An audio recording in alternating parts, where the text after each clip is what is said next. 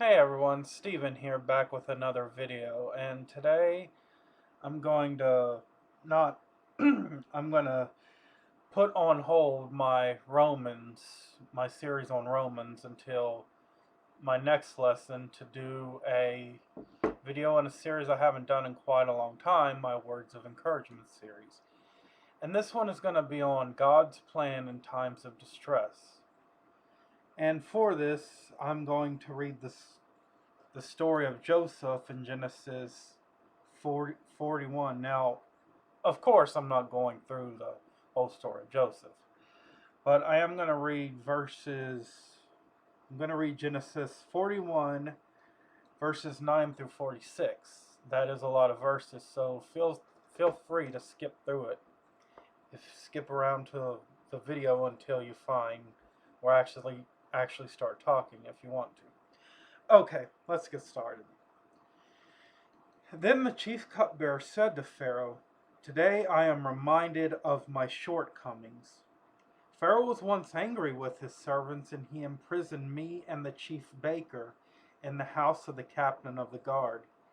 Each of us had a dream the same night, and each dream had a meaning of its own. Now a young Hebrew was there with us, a servant of the captain of the guard.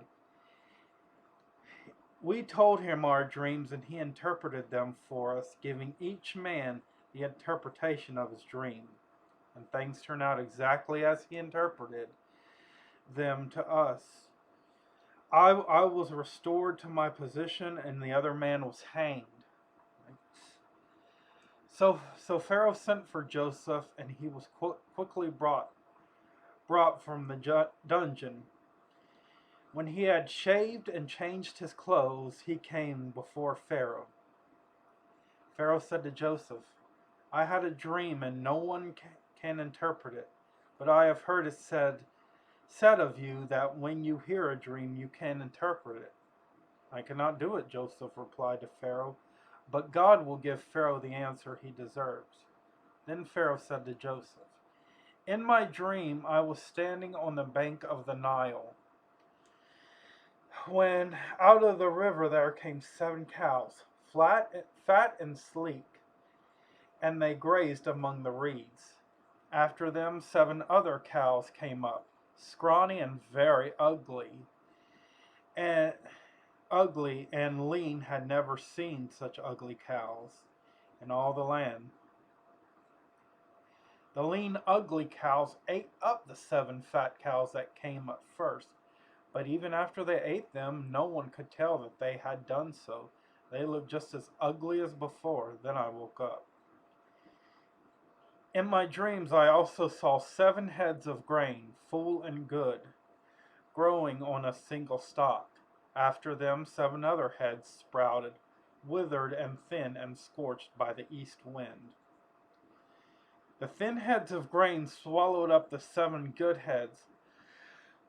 And I told this to the magicians, but none could explain it to me."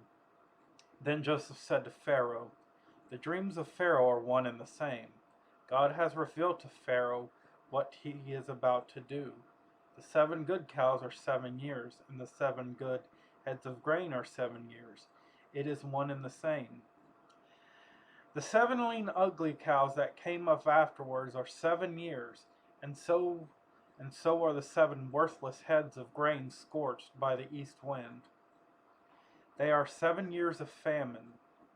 It is just as I said to Pharaoh. God has shown Pharaoh what he is about to do. 7 years of great abundance are coming throughout the land of Egypt, but 7 years of famine will follow them. Then all the abundance in Egypt will be forgotten, and the famine will ravage the land. The abundance of the land will not be remembered, because the famine that followed it will be so severe. The reason the dream was given to Pharaoh in 2 forms is that the matter has been firmly decided by God, and God will do it soon. And now let Pharaoh look for a discerning and wise man and put him in charge of the land of Egypt.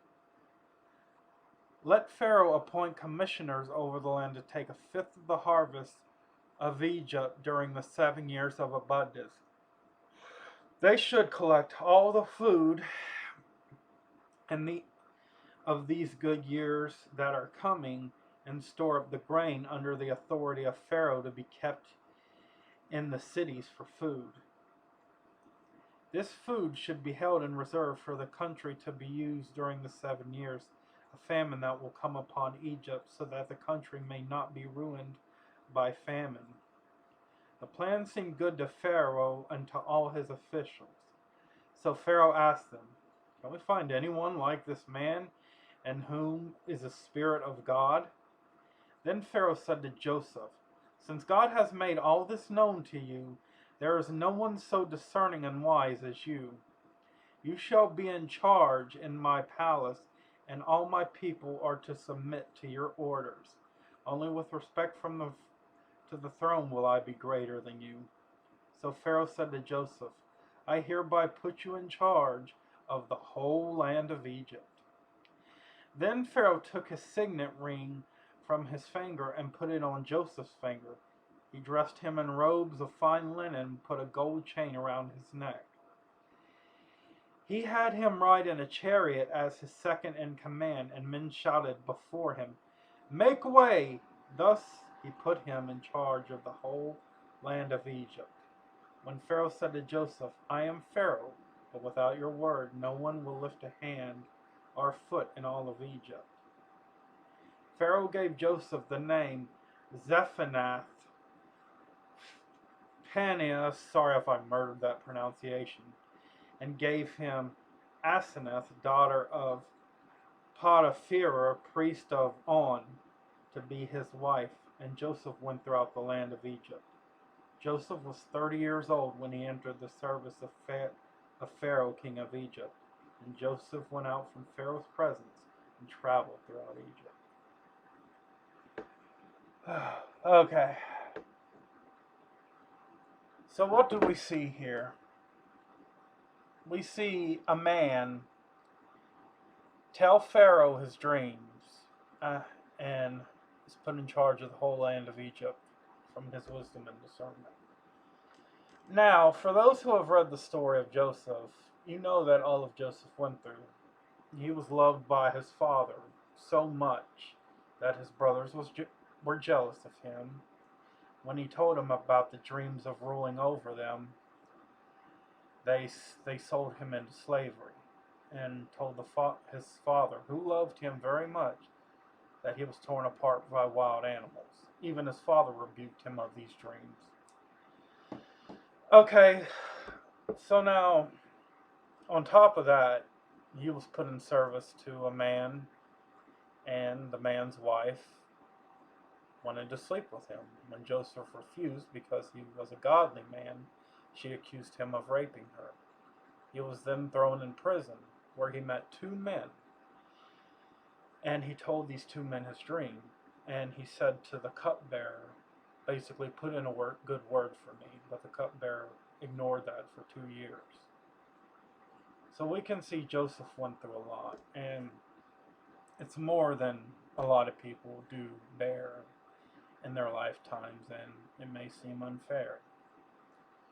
I bring this point up because God can work in all circumstances, both good and bad. He can turn a bad circumstance into whatever he has of his will.